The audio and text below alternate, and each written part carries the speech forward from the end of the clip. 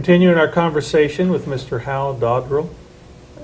He is sharing with us from his experience and understanding of working on and chairing independent school boards within SAIS. Let's speak for a moment, Hal, on the how a board sustains itself and has continuity, succession planning, term limits, those kinds of things that boards wrestle with.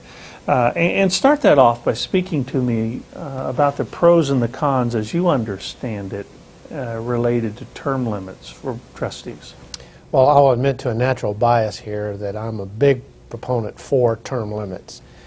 First of all, I just think it keeps fresh thinking on the board, and I think that's very important, particularly at schools where things are going well.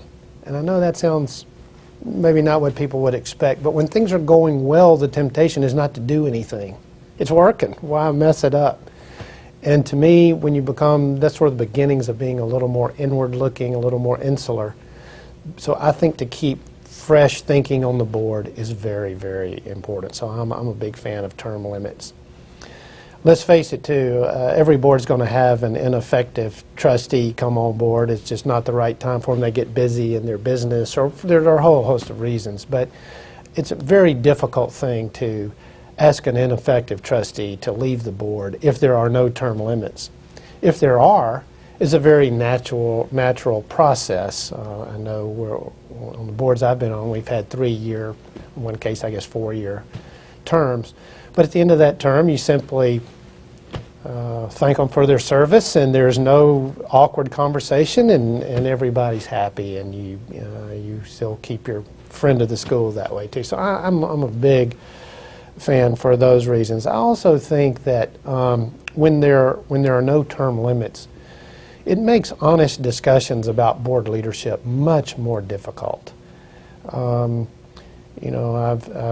visited schools where a board chair has been in office for years and years and years, and at the end of the year I can only imagine what the conversation is, but it might be, Hal, are you want to serve another year? Oh yeah, okay, well let's do that. I don't think that's a good thing. I think we talked about report cards earlier for boards. I think we should all have a report card ourselves, and that a decision should be made by the head and by other members on the board of who's effective in a leadership position and who isn't, and be able to have honest discussions about that. So if there are no term limits, I think you lose the ability to have objective views about leadership, and particularly succession of leadership. Those are the biggies. And succession planning obviously would only really come into play if there are term limits. Maybe not. Maybe there are ways to do it as well. But we talk to our schools about making sure that there are succession plans in place for the administrative leadership, for the head of school, so that the school is not caught without that leader. How important is it for boards to make sure that there's a plan in place for the leadership to be followed and to be grooming new leadership and to have succession plans within the board? Well, absolutely vital in my view.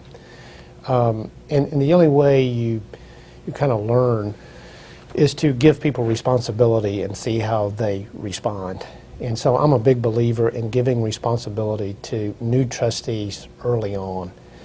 I think boards, I think we could all do a better job also of recruiting, what I call recruiting talent to the board. Schools change, your needs change. And another argument here for term limits, but the skill set that's needed on a board may be very different than it was 10 years ago, and it's going to be different 10 years from now. And I think boards should be much more deliberate and intentional about who they recruit to the board. You should really sort through your database of people and decide which skills you are looking for to complement the skills that are already on the board. And go out and be proactive in recruiting for that talent, and set the expectation early on of what's involved and why this person is coming on the board, and then give them responsibility when they get there. And You know, again, I guess leaders can be hit by the proverbial bus, but the larger danger is that it's easy for a school to kind of shift into neutral and lose momentum, lose that spark, that inspiration that great work creates if there is a lull of leadership or a vacuum there for a while. Schools just kind of, in my view, I've seen it shift into neutral, and things are going well, but you just lose that momentum. So I think it's vital. Well, from your experience and the boards that you served on, what are some of those skills that you talk about that boards should recruit for new trustees? You have some examples of what some of those skill sets? Sure. I think I mentioned strategic planning earlier. I think that's a big one. Strategic planning is hard for most of us, let's face it. I think having someone who is a professional who does that for a living is a great person to have on the board. I think having someone with real financial savvy is important, who can clearly work with the head and with the school and managing budgets and managing endowments, just all of those kinds of factors. I think it's important to have people who are what I call culture carriers, those who inspire others just by the way they talk about the school, about and their commitment to the school that shows. You want people who have demonstrated that. We talked about it earlier. I think you clearly want several people on the board who are good at asking others for money, who are not afraid to do that. That doesn't mean that you send them out one-on-one to do that, but who are comfortable asking others for money, and I think there needs to be people there. I think also another talent, and this one's particularly hard to recruit for, but I have always felt like the most effective trustees are those who can advance an argument without raising the collective blood pressure in the room. And we all get a chance to observe people in business or social situations, and you get a feel for who has that talent. That is an especially needed talent in a school board, I think.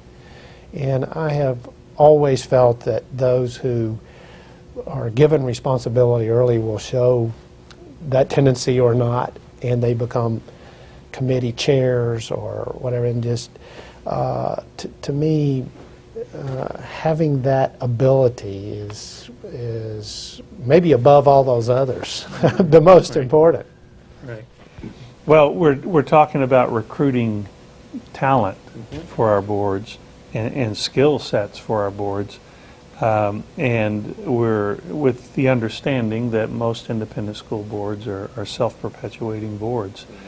What do you have an opinion or a thought on ex officio members to the board, members that are there just by virtue of an office they hold, such as parent association, a chair, or? I do have an opinion, and most people probably won't like it, but I'm not a fan of ex officio members, and I'll tell you why. A couple of reasons, really. One is that they tend to be single agenda trustees, and we've talked about that. You know how I feel about that. They clearly come to the board ex officio representing a constituency, and that is not, in my view, a good thing. Another is that it's hard to think strategically when you know that your term on the board is going to be 1 year, or whatever the ex officio position is. It may be a 2-year position, but short-lived. It's hard to think beyond your tenure on the board, and I think that is even tougher for ex officio members.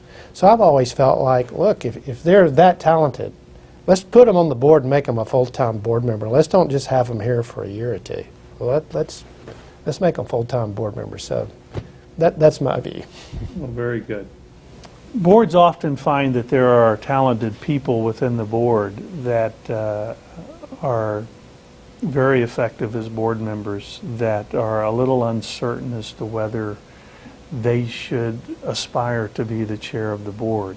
What type of special skill set is involved with being the chair of a board, and just quite frankly, should all good trustees aspire to be the chair of the board? Well, first of all, I don't think every trustee should aspire to be board chair. I don't think every one of them do, in fact. Actually, the most effective board members I know are probably not board chairs.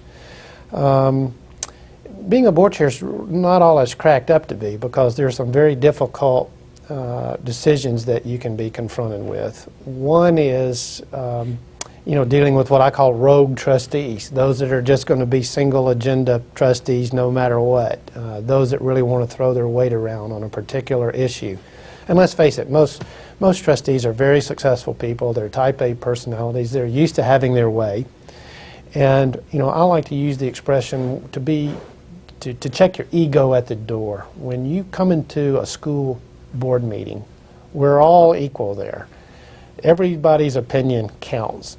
And so those that try to exert undue influence, to me, can undermine the work of a great board. And so I think board chairs have to be prepared to deal with a colleague and have those kinds of conversations. Another one we've mentioned is where a board member may also be wearing a parent hat in a boardroom in a way that makes them less effective. There are always issues, disciplinary issues, or things that a headmaster will call you about and make you aware of that are difficult in nature. And it's not something that, I didn't aspire to it, I will tell you that. It's not something that I set out to do. I have just always felt like every board member should find where they're most comfortable, where they like to commit their time and effort, and that's where they'll be most effective. And to me, there's no more valuable board member than someone who is doing what they love, is very good at it, and you recognize and give them additional leadership responsibilities in that area. So what I hear you saying is it's okay to be a board member without being on track to be chair of the board. Oh, absolutely. And the other thing I think I hear you saying, Hal, is that as a board chair, there are some tough decisions that need to be made and some tough calls that have to be made from time to time. And a person aspiring to be the chair of the board should be prepared and willing to have those difficult conversations when time comes. Right. As a matter of fact, I think the most effective boards require the least amount of work from the chair as chair on the issues that I just mentioned. When a chair is not spending time on those things, you know you've got a board that's really humming. And so, again, what a blessing it would be to have very, very capable, talented trustees. Everyone's pulling their own weight, and none of those issues come up. But it is the chair that has to deal with them at the end of the day, not the headmaster. And I think that could be something that new trustees might not understand when they first come on too. It's not the head's responsibility to deal with those kinds of issues on board. It's clearly the chair's.